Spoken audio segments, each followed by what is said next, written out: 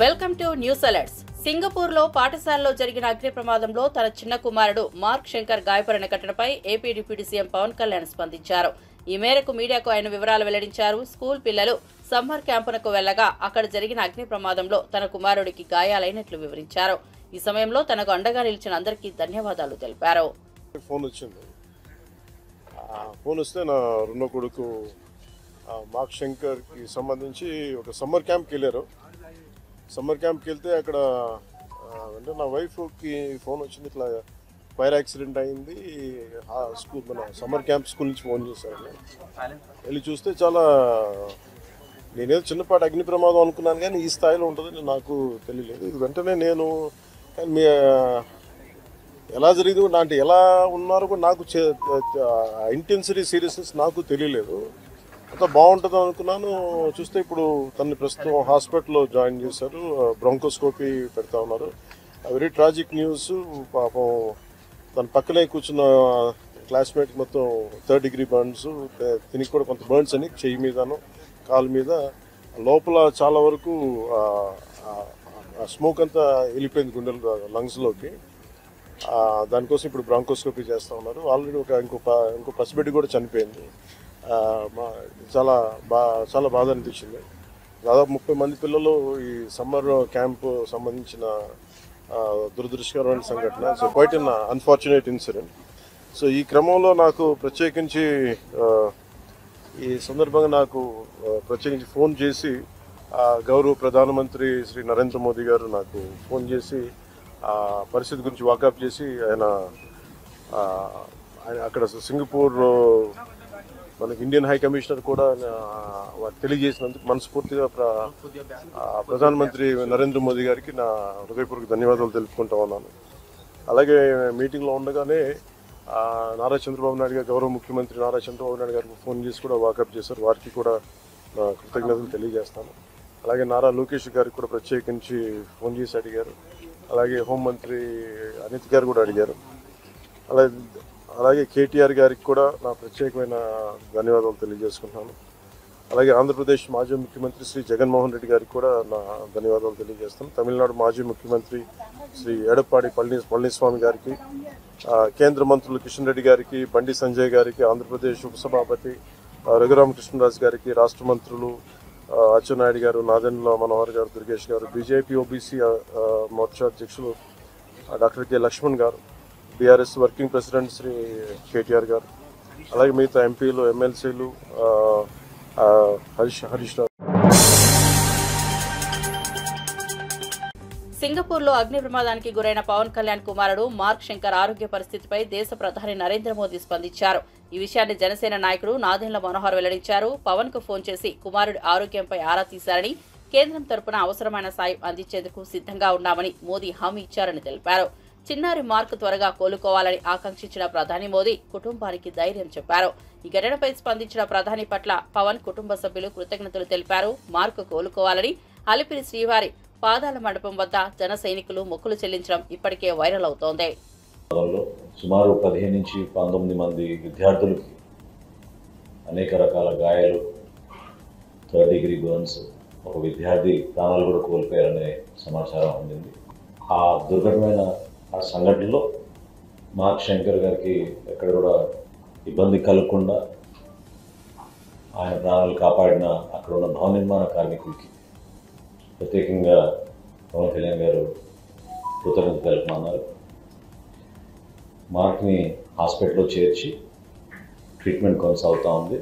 కాళ్ళకి, చేతులకి burn injuries register అయినాయి.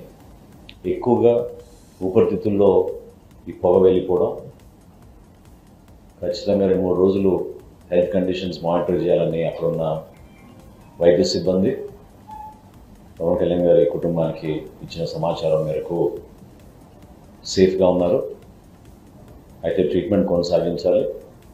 ఎక్కడ ఇబ్బంది లేకుండా అక్కడ అన్ని విధాలుగా స్థానికంగా ఉన్న వైద్య సిబ్బంది, వారి కుటుంబ సభ్యులందరూ కూడా జాగ్రత్తగా చూసుకుంటున్నారని సమాచారం రాష్ట్ర ప్రజలందరూ కూడా అందించమని పవన్ కళ్యాణ్ గారు చెప్పడం జరిగింది. ఈ సందర్భంలో దేశవ్యాప్తంగా చాలామంది మన రాష్ట్రం నుంచి కూడా అనేక నాయకులు గౌరవ ముఖ్యమంత్రి గారు, భారతదేశ ప్రధాని నరేంద్ర మోడీ గారు కూడా ఇంతకుముందే పవన్ కళ్యాణ్ గారితో మాట్లాడి మార్క్ రికవరీ గురించి తెలుసుకోవడమే కాకుండా అక్కడ ఎటువంటి ఫెసిలిటీస్ కావాలన్నా స్థానికంగా ఉన్న హై కమిషనర్కి ఆదేశాలు జారీ చేశారనే విషయం ప్రధానమంత్రి గారు పవన్ కళ్యాణ్ గారికి తెలిపారు.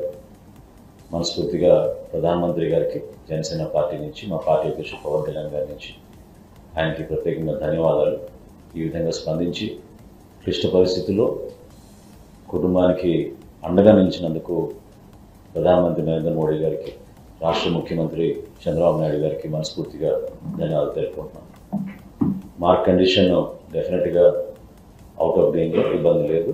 ట్రీట్మెంట్ కొనసాగించాలి. ట్రీట్మెంట్ అప్డేట్స్ వచ్చిన తర్వాత తప్పకుండా మీ అందరూ కూడా మా పార్టీ వర్గాల నుంచి మీకు సమాచారం ఎప్పటికప్పుడు అందిస్తాం. తెలంగాణ ముఖ్యమంత్రి రేవంత్ రెడ్డి తన గుజరాత్ పర్యటనలో భాగంగా శబర్మతి ఆశ్రమాన్ని సందర్శించారు. మహాత్మా గాంధీ స్మృతులు నిక్షిప్తమైన ఈ ప్రదేశాన్ని ప్రశాంతంగా వీక్షించిన సీఎం అక్కడ చెరకా తిప్పుతూ కొన్ని నిమిషాలు గడిపారు. గాంధీ జీవితం, సిద్ధాంతాలపై అవగాహన పెంచేలా ఏర్పాటు చేసిన ఫోటో గ్యాలరీలను పరిశీలించారు. ఈ సందర్భంగా గాంధీజీ విధానాలను తన పాలనలో పాటించేందుకు కృషి చేస్తారని అన్నారు. ఆశ్రమంలో ఉన్న కార్యకర్తలు సీఎం రేవంత్ కు స్వాగతం పలుకుతూ ఆశ్రమ ప్రాముఖ్యతను వివరించారు. చరకాతో సరదాగా గడిపిన సీఎం రేవంత్ క్షణాలు మీడియా కెమెరాలకు క్యాప్చర్ అయ్యాయి.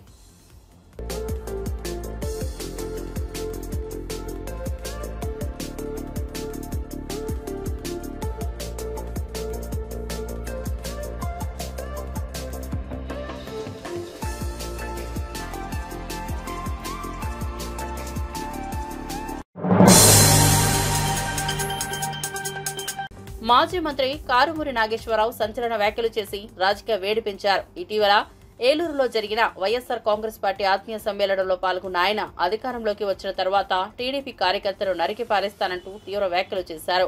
ఈ వ్యాఖ్యలు రాజకీయ వర్గాల్లో కలకలం రేపుతున్నాయి. శాంతి భద్రతల పరంగా ప్రభుత్వంపై విమర్శలు వెల్లువెత్తుతున్న వేళ ఈ విధమైన పదజాలం ప్రజాప్రతినిధుల నుంచి రావడం పట్ల తీవ్ర ఆగ్రహం వ్యక్తమవుతోంది.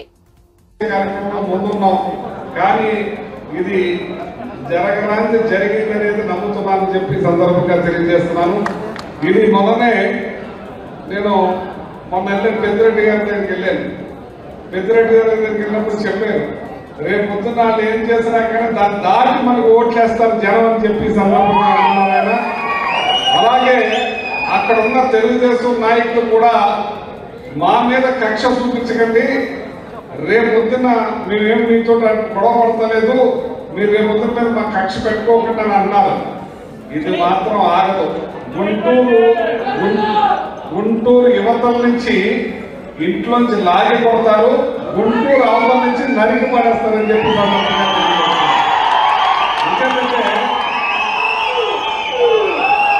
వాళ్ళ ఇంటికి మన ఇల్లు ఎంత దూరమో మన ఇంటికి ఆడింటే దూరం అనుకుంటున్నారు. మొన్ననే మన ఉభయ గోదావరి జిల్లాలో ఎప్పుడు కూడా ప్రశాంతంగా అన్నదమ్ముల భావంగా పోతూ ఉంటాం. కానీ అత్తిలి మండలంలో 14 మంది ఎంపీటీసీలు మనకి, 4 వాళ్ళకి. కానీ మన జనాన్ని ఎలానోకుండా అడ్డం కొట్టేసి కిరాయి నౌకలు తెప్పించి ఇంటి మీదకి పంపించి చాలా దౌర్జన్యకాండ చేశారు. మనం ఒక్కళ్ళు కూడా మిస్ అవ్వకుండా కాపాడుకున్నాం. అలాగే ఇంటి ముందు కూర్చున్నాం. ఇట్లాంటి దుర్మార్గమైన సంస్కృతికి తావు లేపారు. రేపొద్దున వాళ్ళ ఇంట్లో ఉండగలరా అని నేను అడుగుతున్నాను. ఇంట్లో ఉండగలరా అని నేను అడుగుతున్నాను. నేను ఈ సంస్కృతి మంచిదా అని అడుగుతున్నాను. నేను అంచేత మీరు అధైర్యపడద్దు. ఒకళ్ళకి తోడుగా ఇవాళ ఈ మీటింగే ఈ జిల్లాకి వాళ్ళకి చెప్పపెట్టని చెప్పి సందర్భంగా తెలియజేస్తా ఉన్నాను. రాబోయే రోజులన్నీ కూడా మంచి. ఇవాళ మనం ఆంధ్రప్రదేశ్ ఉప ముఖ్యమంత్రి పవన్ కళ్యాణ్ కురుడి గ్రామంలో జరిగిన రచ్చబండ కార్యక్రమంలో పాల్గొని గత ప్రభుత్వ పాలనపై తీవ్ర విమర్శలు చేశారు. వాలంటీర్ల వ్యవస్థను ఉపయోగించి యువతను మోసం చేశారని ఆరోపించారు. వారి కోసం ఎలాంటి అధికారిక జీవోలు లేకపోయినా ప్రభుత్వ ఉద్యోగులుగా ప్రచారం చేశారని తెలిపారు. వాలంటీర్లను నమ్మిన నిరుద్యోగ యువత ఆశలు భగ్నమయ్యాయని మండిపడ్డారు. ప్రజల సమస్యలు విడేందుకు వచ్చిన పవన్ కళ్యాణ్ స్థానికుల ఫిర్యాదులు చర్చించి త్వరితగతిన పరిష్కరిస్తామని హామీ ఇచ్చారు. ప్రభుత్వ సేవలు పారదర్శకంగా అందేలా చర్యలు తీసుకుంటామని తెలిపారు. గ్రామస్తులతో ప్రత్యక్షంగా మమేకమైన ఉప ముఖ్యమంత్రి పవన్ కళ్యాణ్ కి విశేష స్పందన లభించింది. ఏ విధమైన జీవో ఇవ్వలేదు మీకు. తిరిగి ఇప్పుడు మనం ప్రభుత్వం మీకు ఒక పర్మిషన్ ఇచ్చి, గత ప్రభుత్వం ఇది అఫీషియల్ గా ఇది ఇస్తే వాళ్ళు చాలా వంచనతో చేశారు. సో తిరిగి ఇప్పుడు తీసుకొద్దామంటే అసలు దానికి సంబంధించిన ఏ విధమైన పేపర్ వర్క్ లేదు, అదే మన నారా లోకేష్ గౌరవ మంత్రి నారా లోకేష్ గారు కూడా మేము అందరూ మాట్లాడుకుంటాం అంటే క్యాబినెట్ లో ఇది ప్రస్తావనకు వచ్చింది. నేను 2-3 సార్లు ప్రస్తావిస్తేనే అసలు కూర్చోబెట్టి ఏ జీవో అసలు మీరు ఇలా అధికారికంగా ఉన్నారనేది ఎక్కడ అసలు దానికి దాఖలు లేవు. మీకు గవర్నమెంట్ నుంచి శాలరీస్ రాలా, వాలంటీర్స్ అందరికీ కూడా మీరు చూస్తే గవర్నమెంట్ నుంచి శాలరీస్ రాలా. ఇది గవర్నమెంట్ ఉద్యోగాలలాగా మీకు మిమ్మల్ని భ్రమింపజేసి గవర్నమెంట్ ఉద్యోగాలు లేదు. అది లోపలికి వచ్చాక మాకు అర్థమైంది అసలు గవర్నమెంట్ ఉద్యోగాలు కాదు ఇది. వాళ్ళు ఏం చెప్పారు, ప్రభుత్వ ఉద్యోగాలు కాదు అవి. సో అందుకే దానికి ఏం చేయాలి, ఎలా చేయాలి అనేది ఒకసారి మన అధికారులతో మాట్లాడుతా ఉన్నాం. అసలు గవర్నమెంట్ ఉద్యోగాలు కాని వాటికి ఎట్లా చేయాలి ఏంటి అనేది ఇది ఒకసారి గత ప్రభుత్వం చేసిన తప్పు. కానీ వీటన్నిటికీ మించి మీరు బీఈడీ చదివారా, మీరమ్మా డిగ్రీ చేశారా?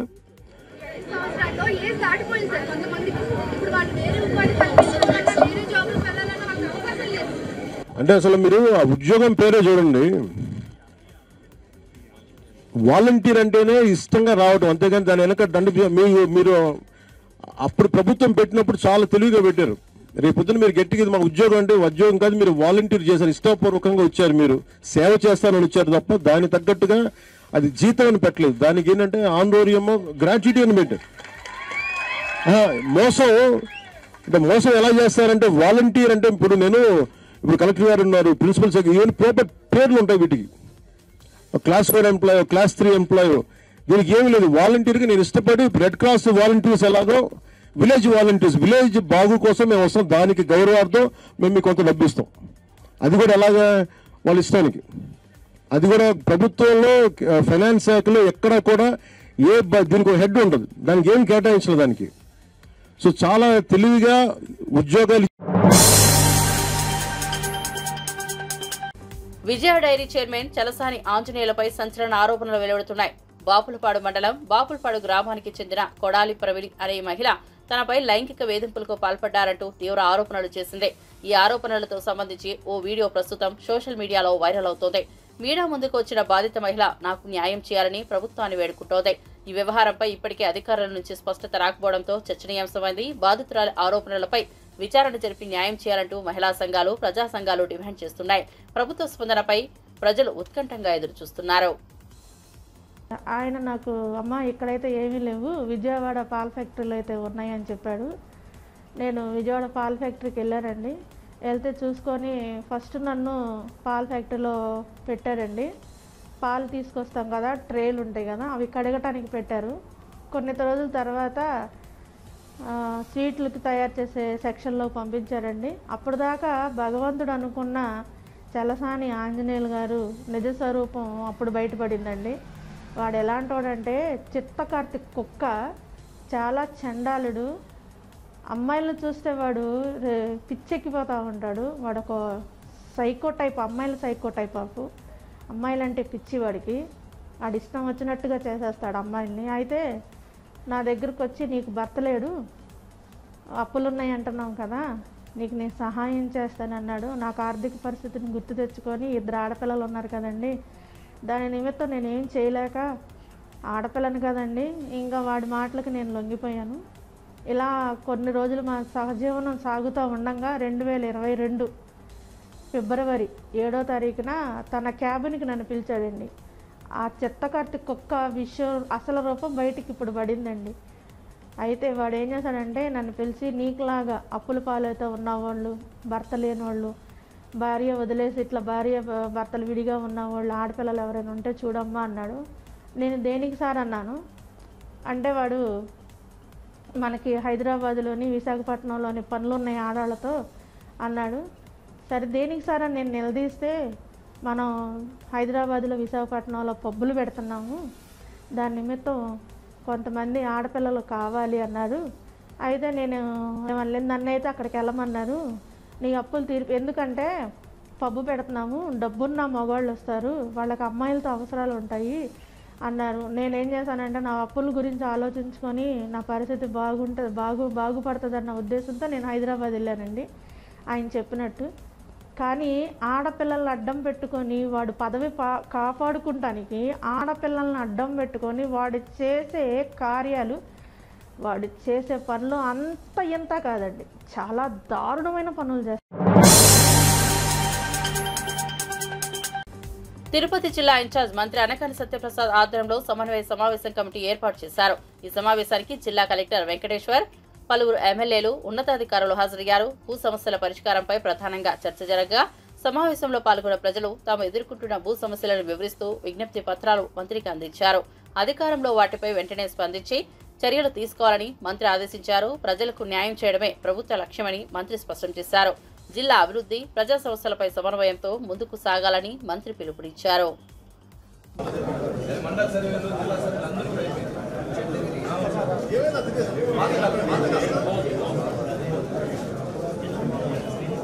బాబు కొద్దిగా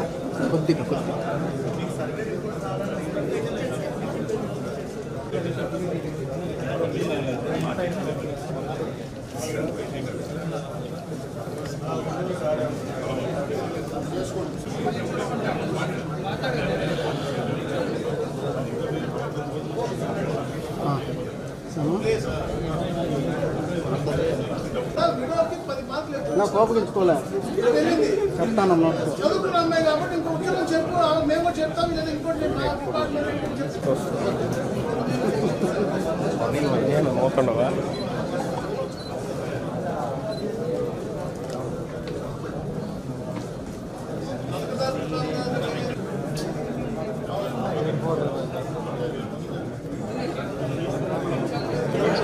పవన్ కూడా ఎయిర్పోర్ట్కి పోతున్నారు వాళ్ళు. ఏం కాదు, మూడు రకాలుగా ఉన్నాయి.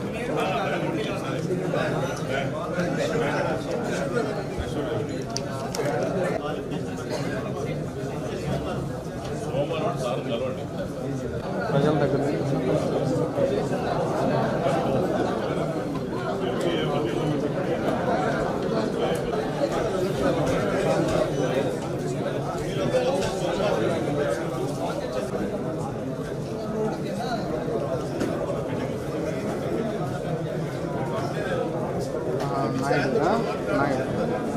మంచి ఎమ్మెల్యే గారు కొద్దిగా ఆయనకే ప్రాబ్లమ్స్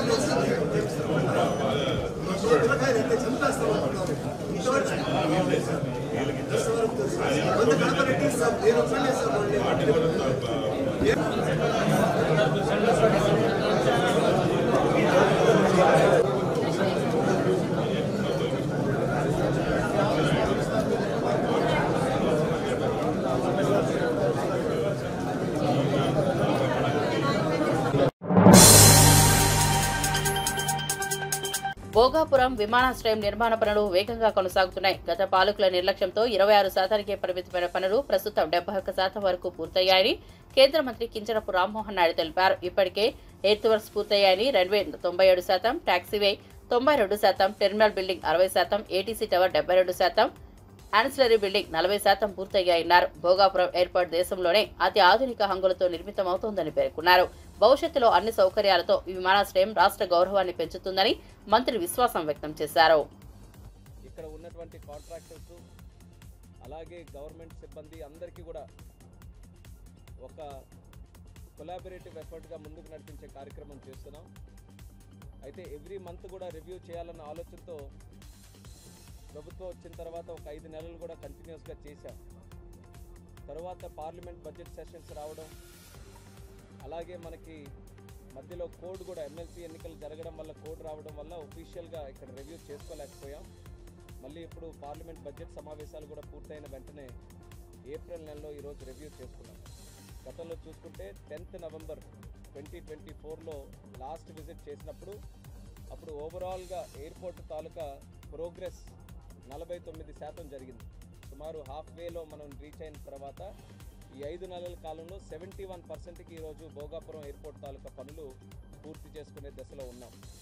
ఎర్త్ వర్క్స్ ఏవైతే ఎయిర్పోర్ట్ తాలూకా కాంపౌండ్ సైట్లో మనం అందరూ కూడా చేయాల్సి ఉన్నాయో అది ఆల్మోస్ట్ 99.3% గతంలో జరిగితే ఇప్పుడు పూర్తిగా 100% ఎర్త్ వర్క్స్ అన్నీ కూడా మనం సైట్లో కంప్లీట్ చేసుకోవడం జరిగింది.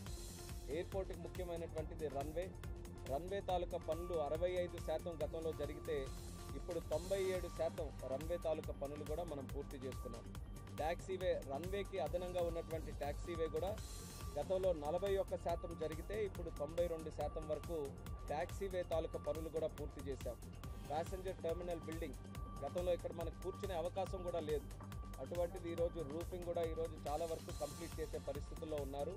ప్యాసింజర్ టెర్మినల్ బిల్డింగ్ గతంలో 39% పూర్తయితే ఇప్పుడు 60% వరకు ఆ పనులు పూర్తి చేసే పరిస్థితిలో ఉన్నారు. అలాగే ఏటీసీ టవర్ మనకి పెద్దగా కనిపించే టవర్ కూడా 44% గతంలో పూర్తయితే ఇప్పుడు 72% వరకు ఆ బిల్డింగ్స్ కూడా రీచ్ అయ్యాం. అదనంగా చుట్టుపక్కల ఉన్నటువంటి యాన్సిలరీ బిల్డింగ్స్ కూడా 29% పూర్తయితే 43%. అంటే ఒక అకౌంటబిలిటీ ఉండాలని మీడియా ద్వారా ప్రతి ఒక్కరికి కూడా ఎంత పర్సెంటేజ్ కంప్లీట్ అయిందో కూడా స్పష్టంగా వాళ్ళందరి దృష్టిలో కూడా పెట్టే ప్రయత్నం ప్రభుత్వం తరఫున మేము చేస్తున్నాం. మెయిన్ యాక్సెస్ రోడ్డు కూడా ఏదైతే ఎయిర్పోర్ట్కి NH-60 నుంచి యాక్సెస్ ఏదైతే ఉందో దానికి కూడా పనులు ప్రారంభోత్సవం చేసి సుమారు 37% అది కూడా ఈరోజు పూర్తి చేసుకున్నాం. BRS MLA Palla Rajeshwar Reddy BRS నుంచి బహిష్కృత నేత కడియం శ్రీహరిపై తీవ్ర వ్యాఖ్యలు చేశారు. పార్టీ నైతికతను విమర్శించే హక్కు నీకెక్కడుందని నిలదీశారు. దేవనూరు సమీపంలో బినామీ పేరుతో 24 ఎకరాల భూమి కొనుగోలు, ఆ భూమికి రోడ్డు వేసేందుకు స్థానిక రైతులను బెదిరించడం వంటి అక్రమాలు నీ ఆధ్వర్యంలోనే జరుగుతున్నాయని ఆరోపించారు. నీ అల్లుడు పోలీసు నియామకాల్లో దోపిడీకి పాల్పడుతున్నారంటూ రిక్రూట్మెంట్లో ఆర్ఆర్ఐ అధికారులపై ప్రభావం చూపుతున్నారని విమర్శించారు. అధికారం అడ్డంగా పెట్టుకుని నీ కుటుంబం చేస్తున్న దౌర్జన్యాలని ప్రజల ముందు బయట పెడతామని హెచ్చరించారు. నెల వరకు కూడా గత సీజన్ల వరకు కూడా వ్యవసాయం చేయించినవా లేదా? రోజు నీ అల్లుడు అక్కడికి వచ్చి నువ్వు నీ అల్లుడు నీ కుటుంబం వచ్చి చూసుకుంటున్నావా లేదా? దాని పక్కనే ఉండే ముప్పారంలో, అదే అడవి భూముల పక్కనున్న ముప్పారంలో నీవు మళ్ళొక 24 ఎకరాలు నెలన్నర కింద మళ్ళా బినామీ పేరు మీద కొన్నవా లేదా? ఆ కొనడానికి నీ అల్లుడు మీ కుటుంబ సభ్యులు వచ్చిందా లేదా? దాని పక్కనే ఉన్న రోడ్లు కొత్తగా నువ్వు వేయించుకోవడానికి పక్కనలతో మంతనాలు చేసి బెదిరించినవా లేదా? 3, ఇవాళ ఏదైతే అడవి భూములు ఉన్నాయో నిజంగా రైతులకు చెందిన అడవి భూములని పూర్తిగా క్లియరెన్స్ రాకముందే జాయింట్ సర్వే యొక్క రిపోర్ట్ ఆధారంగా మిగతా కూడా పూర్తిగా మీ యొక్క ఫారెస్ట్ డిపార్ట్మెంట్ నుంచి పర్మిషన్ రాకుండానే ఎందుకు వాళ్ళని ఎగదోసినావు? వాళ్ళందరికి పని కాకుండా వాళ్ళందరినీ బెదిరించి చివరికి నువ్వే కాజేయాలని చెప్పి నీ ప్రయత్నం చేస్తున్నావా లేదా? ఈ 3టికి నువ్వు సమాధానం చెప్పు. ఖచ్చితంగా నీ యొక్క బినామీలు అక్కడ ఉన్నారా లేదా? ఆ దేవనూరు గ్రామస్తులందరినీ అడుగు, ఆ ముప్పారం గ్రామస్తులందరినీ అడుగు. ఎవరైతే నువ్వు రైతులను ఇక్కడ పంపిస్తున్నావో ఆ రైతుల పేరు మీద 1000 ఎకరాలు కొలగొట్టడానికి నువ్వు సిద్ధపడ్డావా లేదా? నీకు ఇవన్నిటికీ నిజంగా సమాధానం తెలిసి కూడా నువ్వు అబద్ధాలు చెప్తున్నావు. నువ్వు నాకు చిమ్ము నెత్తు లేదని చెప్పి మాట్లాడతావా? బరాబరిగా చెప్తున్నావు. ఇవాళ నీవు ఒక పార్టీ తర్వాత ఒక పార్టీ, ఒక పార్టీ తర్వాత ఒక పార్టీ మారుతూ ఇవాళ మొత్తం కూడా నేతి బీరకాయలో నేతి ఎంత ఉందో నీ యొక్క నీతి కూడా అంతే ఉందని చెప్పేసి నేను తెలియజేస్తూ, నీవు ఖచ్చితంగా మాకు చీము నెత్తున్నది, నిజాయితీగా ఉన్నాం. కేసీఆర్ గారు తెలంగాణ ఉద్యమంలో మాకు ఏవైతే పోరాటం నేర్పిండో, నిజాయితీ నేర్పిండో ఆ నిజాయితీతోనే నీకు కూడా హెచ్చరిస్తున్నాం. పిచ్చి వేషాలు వేస్తే ఖచ్చితంగా అక్కడున్న ప్రజలు నీకు ఓటేసిండ్రు, నీ అల్లుడికి ఓటేయలే. నీ ఆంధ్ర అల్లుడు ఇవాళ పోలీసులందరినీ రిక్రూట్మెంట్ లో ఉంటున్నాడు. నీ ఆంధ్ర అల్లుడు ఇవాళ మొత్తం కూడా అక్కడ ఉండే మొత్తం ఇతర కబ్జాలకు కూడా పాల్పడుతున్నాడు. నీ ఆంధ్ర అల్లుడు మొత్తం రెవెన్యూ డిపార్ట్మెంట్ మొత్తం గుప్పిట్లో పెట్టుకున్నాడు. అక్కడున్న రోడ్లన్నీ కూడా మిగతా కార్యకర్తలకు ఇవ్వకుండా నువ్వు వేసుకుంటున్నావు.